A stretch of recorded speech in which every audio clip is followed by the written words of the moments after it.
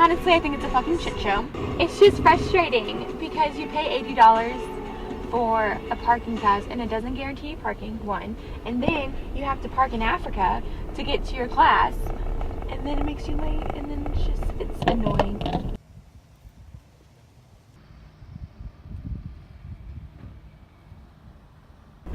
I mean, there's definitely an issue with parking for sure, because I don't think they allotted the spaces for how many people are here. It's really structured in a way that there's, a lot of class held in this building, but so few parking spots. It doesn't really make sense. UT Tyler has 10,527 students, 9,000 of which are commuter students.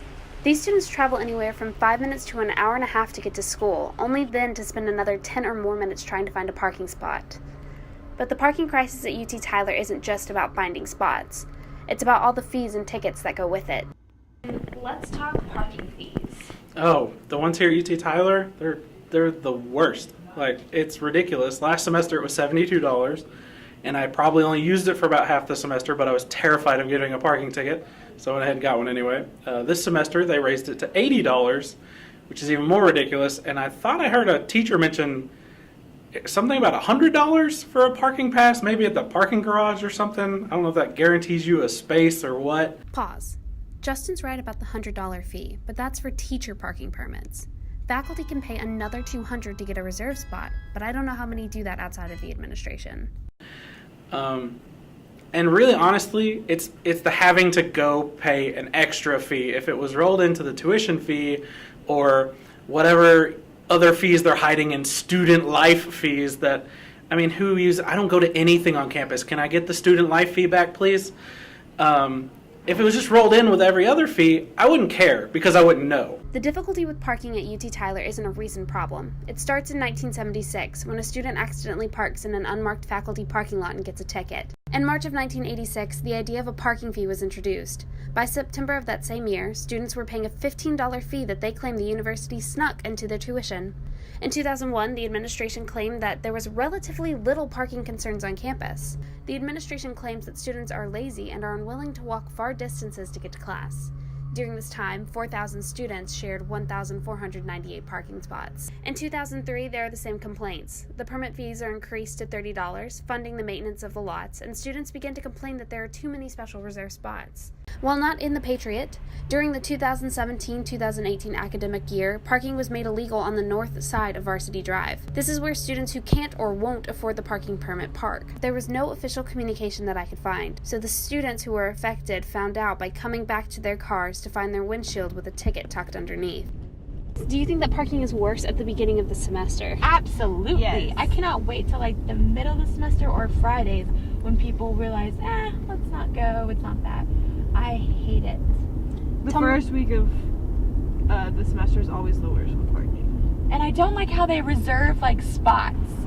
Like, they'll put cones on spots like for an event that they're having so those people can that's great, that's nice. But okay, no, because I still need to park. Parking can be a challenge at times depending on the time of day. I really think there's only probably about 3-4 hours in any given day that are any problem for parking. He's right. Parking is bad only 3 to 4 hours a day. But what he's not telling you is that parking is at its most horrible when people need it the most. Traffic is the heaviest from 9:30 a.m. to 12 p.m. and from 2:30 to 3:30 p.m. That's when the majority of classes are happening. Beyond that, I've been able to find a parking spot in pretty much any lot I've tried to go to.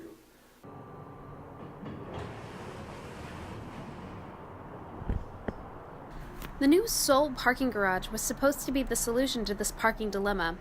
In an email sent to students at the beginning of the fall 2018 semester, UT Tyler President Michael Tidwell writes, "There are 485 more parking spaces than we had this same time last year. So we can say for the first time in several years, finding a parking space is not a problem." Have you noticed a change? Not really, not at all, because I come here to work at 8 and sometimes I come here a little earlier and I still see so much traffic. Sometimes I can't even cross the street because so much cars are piling up, and when I do, it's just I would still see people circling around the parking lot trying to fight for a parking spot. It's insane. And then they build the parking garage on the furthest side away from campus that it could possibly be from where everybody has classes. How ridiculous is that? When I visited the parking garage, it felt more abandoned than the answer to the parking problem. Initially, as I've gone over on probably a weekly basis on different days, it has not been filled the way we thought it would be yet. It's beginning, every week we see more and more folks beginning to utilize the parking garage. Part of the reason students won't use the garage is safety. A professor was quoted in the Patriot saying that the parking garage wasn't safe, and it's a view that students also agree with. I'm not sure what's dangerous about it. There was a comment made about concern about one-way or two-way traffic, but any normal parking garage has two-way traffic on the ramps. Parking garages in general just aren't Yeah, safe they're because so people creepy. can just like lurk in there, and they're really like susceptible to like accidents because everything's so tight and like it's just really difficult to navigate them. Despite student and faculty complaints, there's still a plan to expand the garage, but to do this, they'll have to get rid of even more parking spots, even in the garage itself. There is yet, if you take the existing garage and double it, there's supposed to be an addition to it for a garage for another 400 spaces. It's not a net 400 because when you build it, we take some of the surface spaces away. This fall was one of the first times where we had an abundance of parking spaces. Starting December 17th, this will change. They're taking out this parking lot, they're taking out the faculty staff parking lot on the other side, and then they're also taking out the bell tower parking lot, and the only parking lots they're leaving are the ones in front of the gym and parking lot 6 back there by the alumni house. They're taking this parking lot out? Yeah.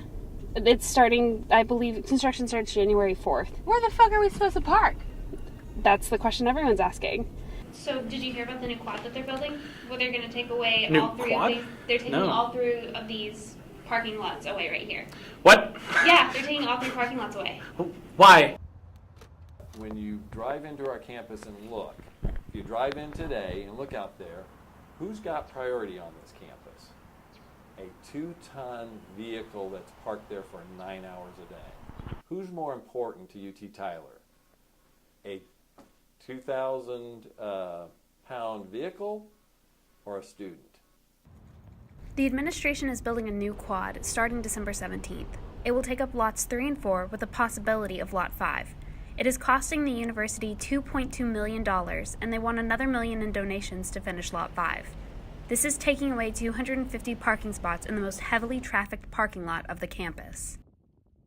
Yes, we understand that UT Tyler is still mostly a commuter campus, but we have an increase with the parking garage coming online to our parking inventory beyond what we used to have.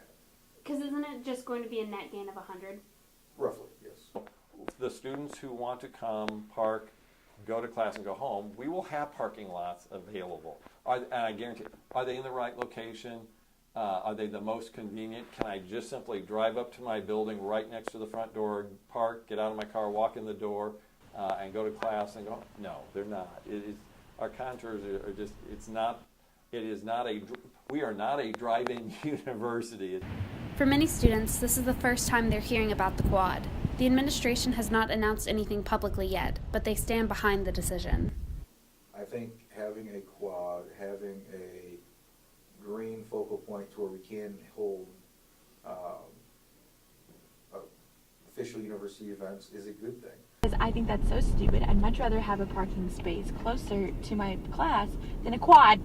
From the people who I've Yeah, talked to, sure. they find it a hard sell that it's going to be for campus activities because in their view, I'm here for classes and then I leave. I don't live here. Why do I need that? I can't answer for them. Are we going to please everybody? No. We're never going to please everybody. I think that the administration should get more student opinion about the changes that they're making because, you know, a college campus is for the students. I think if they did that, they would realize that a lot of these decisions that are being made are not what the students want.